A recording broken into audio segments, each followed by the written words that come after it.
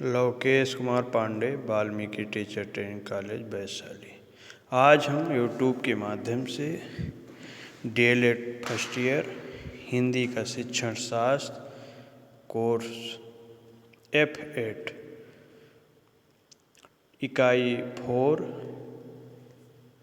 प्रश्न संख्या 3 पढ़ने के प्रकार सस्वर, मौन पठन, गहन पठन, विस्तृत पठन, शब्द और अर्थ का अनुमान लगाते हुए पढ़ना, स्किप रीडिंग, स्कैन रीडिंग आदि। पढ़ने के भेद। पढ़ने के दो प्रकार होता है, सस्वर वाचन या पठन, मौन वाचन या पठन। सस्वर पठन नंबर 1, किसी भी पाठ या पाठ सामग्री को ऊंचे स्वर में या विद्यार्थी उसे जोर जोर से पढ़ने की क्रिया को सस्वर वाचन कहते हैं। दूसरे शब्दों में यह भी कहा जा सकता है कि सस्वर सहित पठन अथवा पढ़ना ही सस्वर वाचन है। छात्र पाठ सामग्री को ऊंचे स्वर में उच्चारित करता है। प्राथमिक स्तर पर छात्र लिपिबद्ध शब्दों को पहचान कर ऊंचे स्वर में बोलता है तथा साथ साथ उसका अर्थ ग्रहण करता है। सस्वर पठन का मुख्य उद्देश्य छात्र छात्राओं को अक्षरों का सही उच्चारण कराना सिखाना है। सस्वर वाचन के माध्यम से विद्यार्थियों को उच्चारण में बोलने का अभ्यास होता है, अक्षरों का सही उच्चारण होता है, पढ़ने में गति प्रदान होती है। नंबर 2, मौन पठन।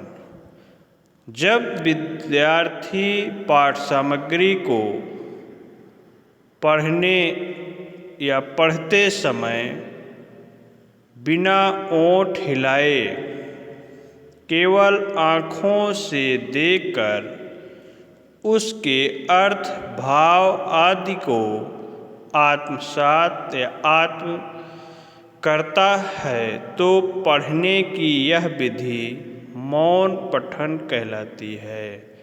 मौन वाचन के माध्यम से विद्यार्थी अपने पाठ सामग्री को गहन अध्ययन करता है, बिना बोले अपने आँखों के माध्यम से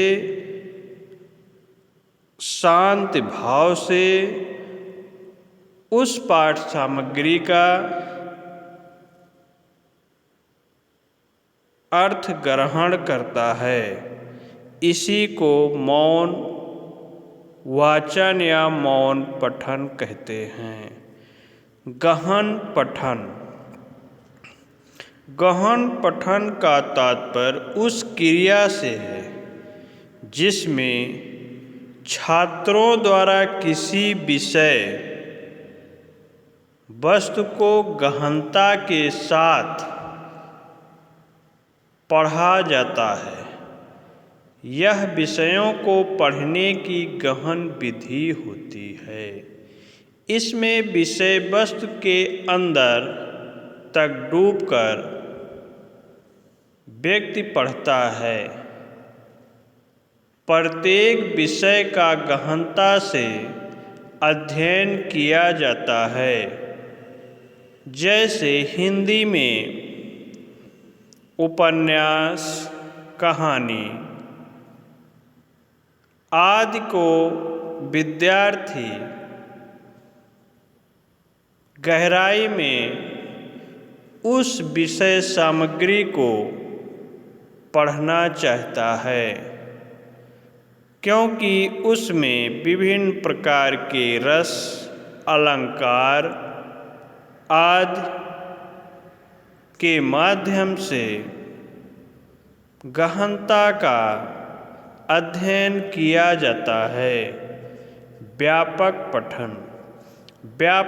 पठन को विस्तृत अध्ययन भी कहते हैं, जिसका प्रयोजन है शब्दावली विस्तार, ज्ञान की परिधि की वृद्धि, पठन रुचि का विकास, मनोरंजन तथा तीव्र गति से पढ़ने की दक्षता का विकास करना व्यापक पठन कहते हैं।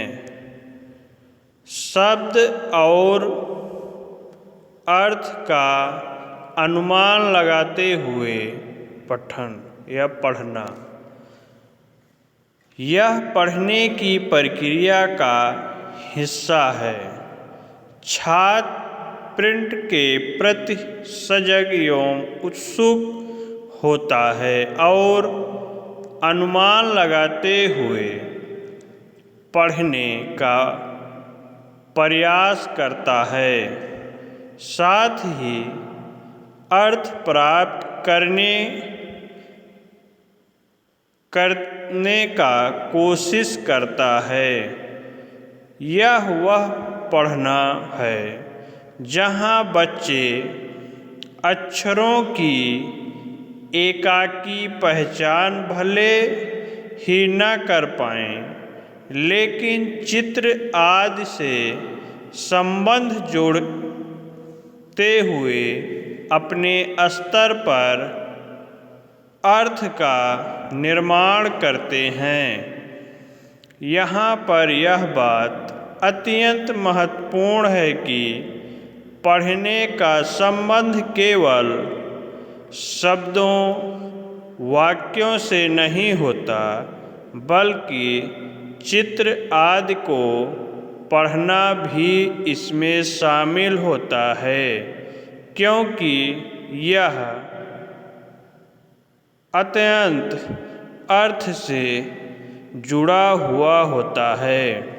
शब्द के माध्यम से उस विषय या पाठ सामग्री का अर्थ निकालते हुए विद्यार्थी उस पे अनुमान लगाते हैं। इसी को अर्थ शब्द का अर्थ अनुमान लगाते हुए पढ़ने की क्रिया कहते हैं। स्किप रीडिंग व स्कैन रीडिंग। जब कोई छात्र पढ़ रहा होता है तब वह किसी वाक्य के सभी शब्दों को नहीं पढ़ता है, वह वाक्य के एक दो शब्दों को पढ़कर पूरे वाक्य को समझ लेता है। इस प्रकार वह पढ़ते हुए आगे बढ़ता है। इस प्रकार की रीडिंग स्किप रीडिंग कहलाती है। उपन्यास, नाटक एवं कहानी आदि पढ़ते समय छात्र स्किप रीडिंग कहते हैं। स्किप रीडिंग का उद्देश्य उस लिखित सामग्री का सामान्य अर्थ प्राप्त करना होता है। किसी सूचना पट, शादी कार्ड या इसी तरह के अन्य लिखित सामग्री पर अंकित सूचना को सरसरी निगाहों से पढ़ने की क्रिया स्कैन रीडिंग कहलाता है। इसमें संपूर्ण लिखित सामग्री को न पढ़कर महत्वपूर्ण सूचनाओं पर विशेष नज़र दौड़ाई जाती है। इसी को स्कैन रीडिंग कहते हैं।